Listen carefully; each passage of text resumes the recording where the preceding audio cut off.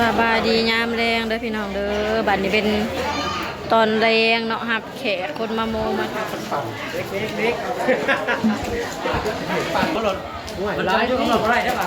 พี่น้องทุกคนไม่ได้ไปทางไหนกับพี่น้อง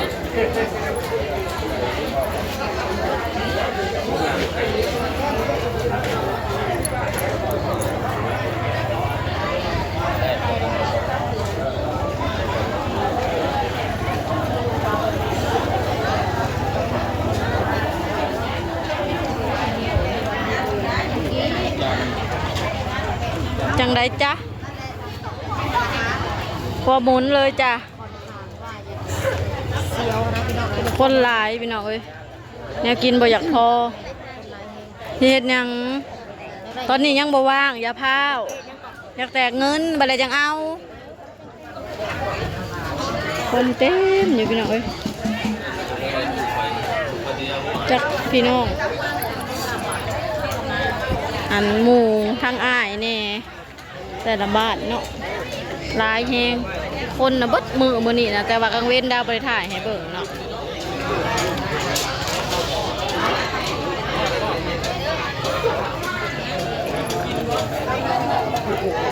ตอนนี้กำลังวุ่นอยู่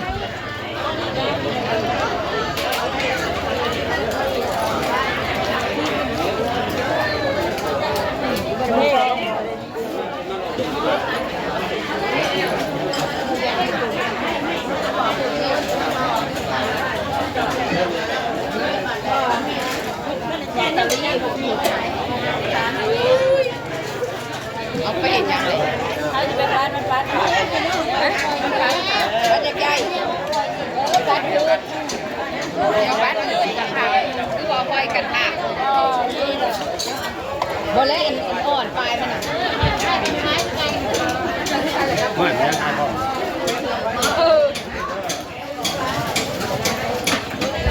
ไปเอาน้ำหวานก็เด้อ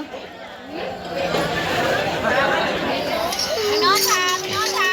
น้องชาเดี๋ยวไปชื่อไหยุฮันลูกเดี๋ยวไปชื่อไหยุฮันประเทศไทย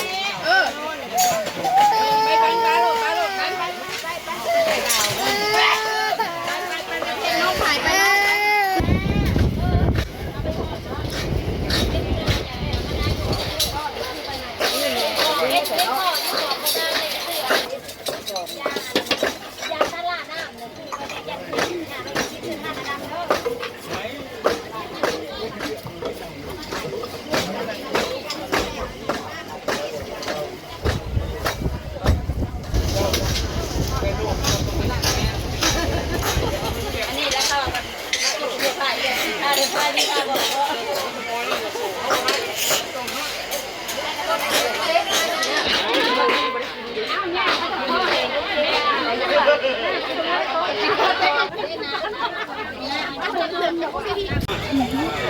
ตอนนี้แขกคนกะ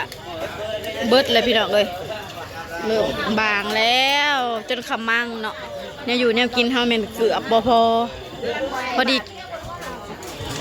ดีงามพี่น้องเลยไม่อยากนะเป็นยาคูจะไปกินเด้อนะนายใส่กันไปกินยังบักหลายๆเขาจะกินตัวน้อยเกือบรอดแบบบุญวิทย์รอดเลยแวดบุดวิดเอาได้หมูมายังวะก็ชิโร่ผมเป็นเอามาซอย จะค่อยกว้าง จุ่มมือกว้างเลยอะไรเนี่ยจุ่มเล่าเมื่อไรนี่เราจะพาหาตัวไปเบิ่งแล้วกันเอาการต้องเข้าไปยังอยู่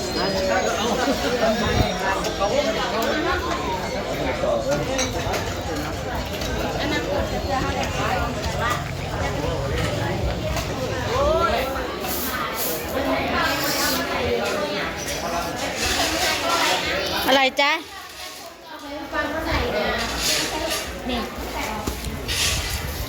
อันนี้เอิญว่าอะไร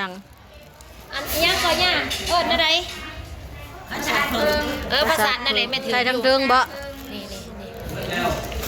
แนวอยู่แนวกินข้าวต้มขนมข้าวยาก ได้กินเบิดในปราสาทเพิ่งเงินคำ อื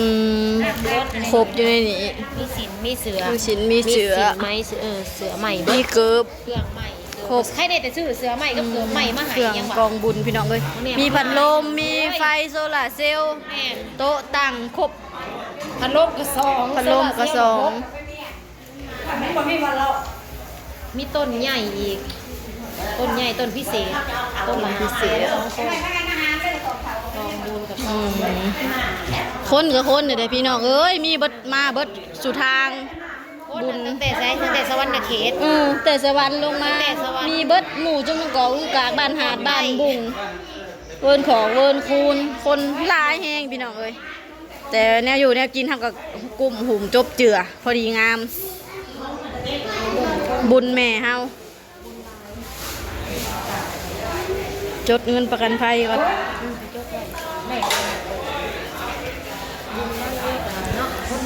อืม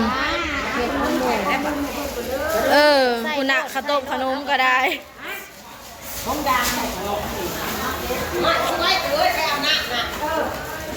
เอื้อยเพิ่นอันนี้พี่น้อง โดยใส่ลง อันนี้เอื้อยไม่ใช่อันนี้ก็อันพี่โอ้ยว่าวก็ได้อันนี้เอื้อยเพิ่นอันนี้ก็เอื้อยเพิ่นอันนั้นน้องเพิ่น2คนนะพี่น้องนี่ผู้เสือเหลืองๆนี่แห่งคือกันคัก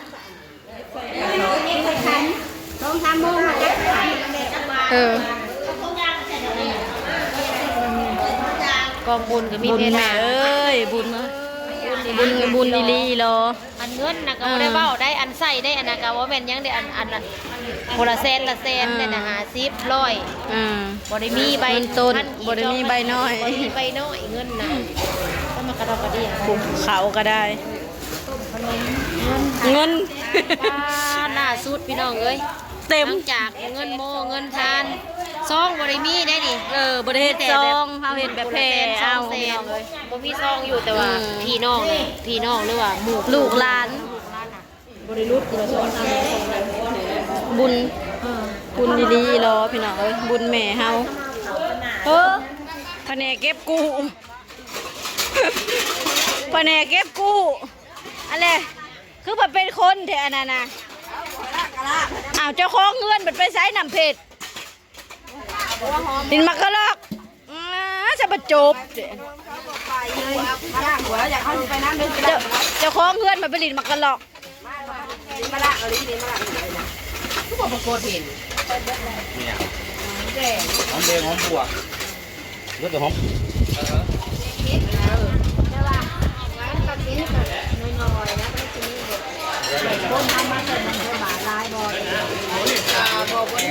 เนาะแล้วแต่ข้าเจ้าตัวนี้เนาะข้าเจ้าก็สิแบ่งกัน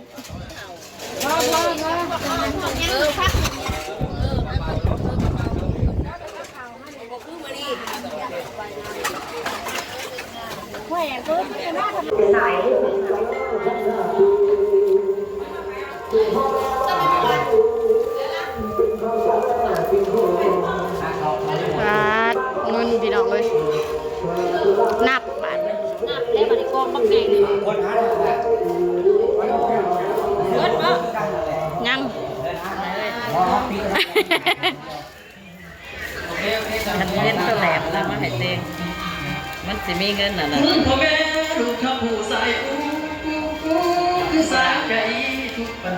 จะไปเงินใบกีบ เงิน เป็นเงิน ญาติพี่น้องเพิ่นมาโมมาทานมาซอยพี่น้องเอ้ย พี่น้อง รวมอยู่นี่เบิด อยู่ในนี่เบิดพี่น้องเอ้ยคนละหลายล้านคนละหลายแสนแล้วเขาก็สิมานับหมด มัน นี่ยังลูก จ้างเงินน่ะนะ คือบ่ไปหาน้ำเย็นนะลูกน้ำโชงน้ำเชียงในหันก็มี เขาใส่เท่าไหร่เจ้าใส่ลงจาน เช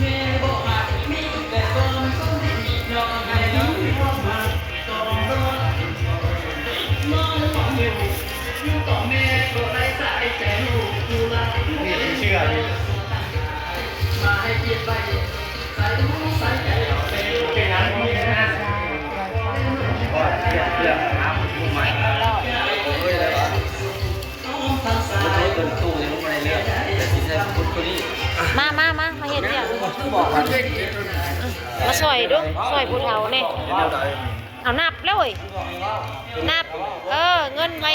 ปน้อยอยู่แต่ไปน้อยไปใหญ่อยู่แต่ไปใหญ่ไปแสนขายอยู่แต่ไปแสนเพราะเลยเขาจังจ่ายนะมันจ่ายง่ายแน่ผสมปูสมปุยปันได ใช่บาท